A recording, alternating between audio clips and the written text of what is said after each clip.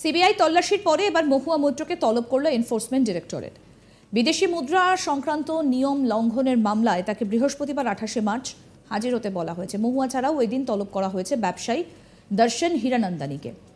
সন্দেহভাজন ফেমা লঙ্ঘনের জন্য দিল্লি, হায়দ্রাবাদ, মুম্বাই, কুরুক্ষেত্র এবং কলকাতা সহ একাধিক স্থানে ব্যাপক তল্লাশি চালিয়েছে ইডি। তারপরই এই পদক্ষেপ। তদন্তকারী সংস্থাটি বলেছে যে ক্যাপ্রিকর্নিয়ান শিপিং অ্যান্ড লজিস্টিক্স প্রাইভেট লিমিটেডের ডিরেক্টর এবং সংশ্লিষ্ট সংস্থাগুলির বিষয়ে এই তদন্তটা জড়িত। ইডির মতে তদন্তে জানা গিয়েছে যে এই সংস্থাগুলি ভারতের বাইরে বড় আকারে বৈদেশিক মুদ্রা পাঠানোর সঙ্গে জড়িত ছিল। Galaxy shipping and logistics private limited এবং Horizon shipping and logistics private limited নামে দুটি কোম্পানিতে 1800 কোটি পাঠানো হয়েছে। দুটি কোম্পানি সিঙ্গাপুর এবং তার মধ্যে একটি অ্যান্টনি ডি সিলভা দ্বারা পরিচালিত। জাল মালবাহী পরিষেবা এবং আমদানির আড়ালে সিঙ্গাপুরের এই সংস্থাগুলিতে টাকা পাঠানো হয়েছিল। তল্লাশির সময় ইডি 2.5 কোটি টাকার বেশি নগদ বাজেয়াপ্ত করেছে, যার কিছু অংশ একটি ওয়াশিং মেশিনে লুকিয়ে রাখা হয়েছিল।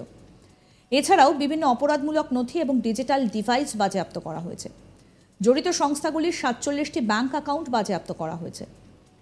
প্রসঙ্গত বলি, গত 19 মার্চ মহুয়া মৈত্রের বিরুদ্ধে অভিযোগ নিয়ে সিবিআই তদন্তের নির্দেশ দিয়েছিল লোকপাল। এরপরই শনিবার মহুয়ার বাড়ি এবং অফিসে হানা দেয় সিবিআই। তারপর তিনি নির্বাচন কমিশনে অভিযোগ জানান। তিনি নিজের অফিসিয়াল এক্স হ্যান্ডেলে পোস্ট করে লেখেন, কি হচ্ছে নির্বাচন কমিশন, এই দুর্বৃত্ত রাষ্ট্রের ওপর কিছু তত্ত্বাবধান ও নিয়ন্ত্রণের জন্য বিনীত অনুরোধ জানাচ্ছি।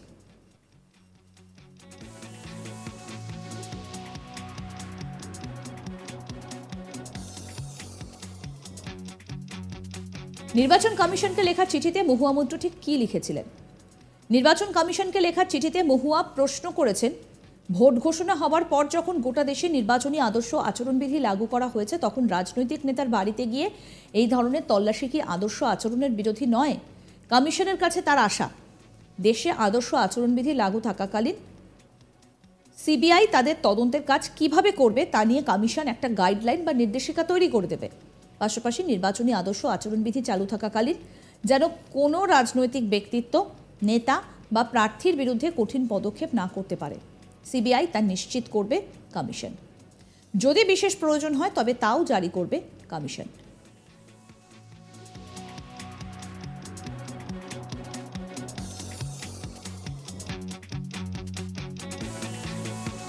ক্যাশ ফর কোয়ারি মামলায় শনিবার সকালে কলকাতার আলিপুরে মহুয়া মৈত্রের বাবার বাড়িতে হানা দিয়েছিল সিবিআই এর প্রতিনিধি দল। সেখানে তল্লাশি চালানোর পর সেখান থেকে বেরিয়ে দুপুর 2:30 নাগাদ মহুয়ার কৃষ্ণনগর এলাকায় চলে আসেন সিবিআই এর 5 সদস্যের প্রতিনিধি দল। প্রথমে সেখানকার হাই স্ট্রিট সংলগ্ন এলাকায় মহুয়া মৈত্রের একটা অস্থায়ী কার্যালয় আছে, সেখানে তল্লাশি চালায়।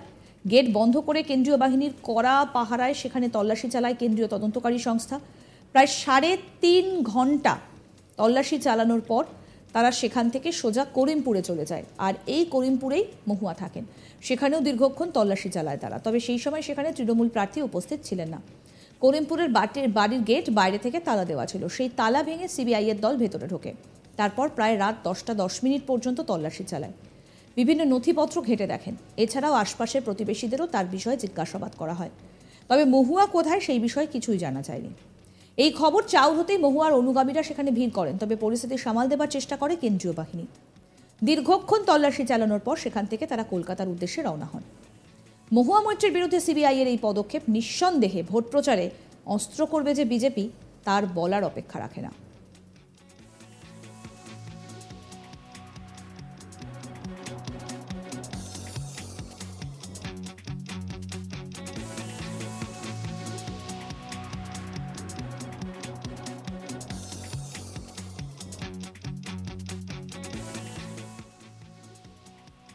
ভোটের সরগরম, প্রচার চলছে জোর কদমে, আর তার মধ্যে আবার মহুয়া মৈত্রকে তলব। সিবিআই তল্লাশির পর এবার মহুয়া মৈত্রকে তলব করল ইডি অর্থাৎ এনফোর্সমেন্ট ডিরেক্টরেট। বিদেশি মুদ্রা সংক্রান্ত নিয়ম লঙ্ঘনের মামলায় তাকে বৃহস্পতিবার 28 মার্চ হাজির হতে বলা হয়েছে। মহুয়া ছাড়াও ওই দিন তলব করা হয়েছে ব্যবসায়ী দর্শন হীরানন্দানীকে। সন্দেহভাজন ফেমা লঙ্ঘনের জন্য দিল্লি, হায়দ্রাবাদ, মুম্বাই, কুরুক্ষেত্র এবং কলকাতা সহ একাধিক জায়গায় ব্যাপক তল্লাশি চালিয়েছে ইডি। তারপর এই পদক্ষেপ নেওয়া হয়েছে। তদন্তকারী সংস্থাটি বলেছে যে ক্যাপ্রিকর্নিয়ান শিপিং অ্যান্ড লজিস্টিক্স প্রাইভেট লিমিটেডের ডিরেক্টর এবং সংশ্লিষ্ট সংস্থাগুলির বিষয়ে এই তদন্তটা জড়িত। ইডির মতে তদন্তে জানা গিয়েছে যে এই সংস্থাগুলি ভারতের বাইরে বড় আকারে বৈদেশিক মুদ্রা পাঠানোর সঙ্গে জড়িত ছিল। Galaxy shipping and logistics private limited এবং Horizon shipping and logistics private limited নামে দুটি কোম্পানিতে 1800 কোটি পাঠানো হয়েছে। দুটি কোম্পানি সিঙ্গাপুর এবং তার মধ্যে একটি অ্যান্থনি ডি সিলভা দ্বারা পরিচালিত। জাল মালবাহী পরিষেবা এবং আমদানির আড়ালে সিঙ্গাপুরের এই সংস্থাগুলিতে টাকা পাঠানো হয়েছিল। তল্লাশির সময় ইডি 2.5 কোটি টাকার বেশি নগদ বাজেয়াপ্ত করেছে, যার কিছুটা অংশ একটি ওয়াশিং মেশিনে লুকিয়ে রাখা হয়েছিল। এছাড়াও বিভিন্ন অপরাধমূলক নথি এবং ডিজিটাল ডিভাইস বাজেয়াপ্ত করা হয়েছে। জড়িত সংস্থাগুলির 47টি ব্যাংক অ্যাকাউন্ট বাজেয়াপ্ত করা হয়েছে।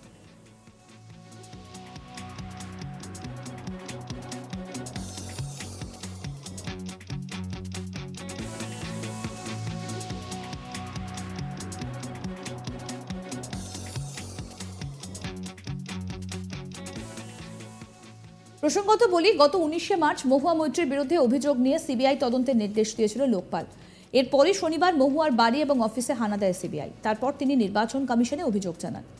নিজের অফিসিয়াল এক্স হ্যান্ডেলে পোস্ট করে লেখেন, কি হচ্ছে নির্বাচন কমিশন, এই দুর্বৃত্ত রাষ্ট্রের ওপর কিছু তত্ত্বাবধান ও নিয়ন্ত্রণের জন্য বিনীত অনুরোধ জানাচ্ছি।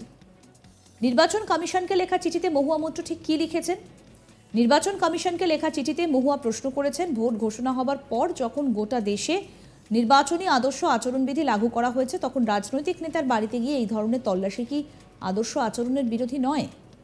কমিশনের কাছে তার আশা, দেশে আদর্শ আচরণবিধি চালু থাকাকালীন সিবিআই তদন্তের কাজ কিভাবে করবে তা নিয়ে কমিশন একটা গাইডলাইন বা নির্দেশিকা তৈরি করে দেবে।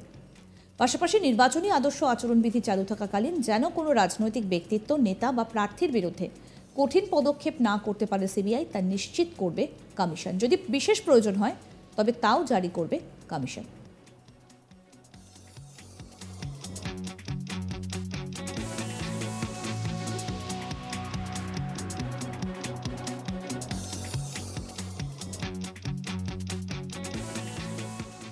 ক্যাশফার কোয়ারি মামলায় শনিবার সকালে কলকাতার আলিপুরে মহুয়া মৈত্রের বাবার বাড়িতে হানা দিয়েছিল সিবিআই এর প্রতিনিধি দল।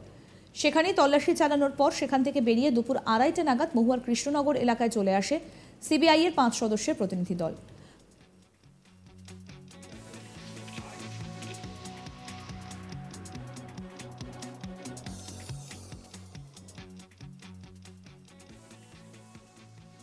আরও আপডেট পেতে দেখতে থাকুন আজ তাক বাংলার ইউটিউব চ্যানেল। সাবস্ক্রাইব করুন।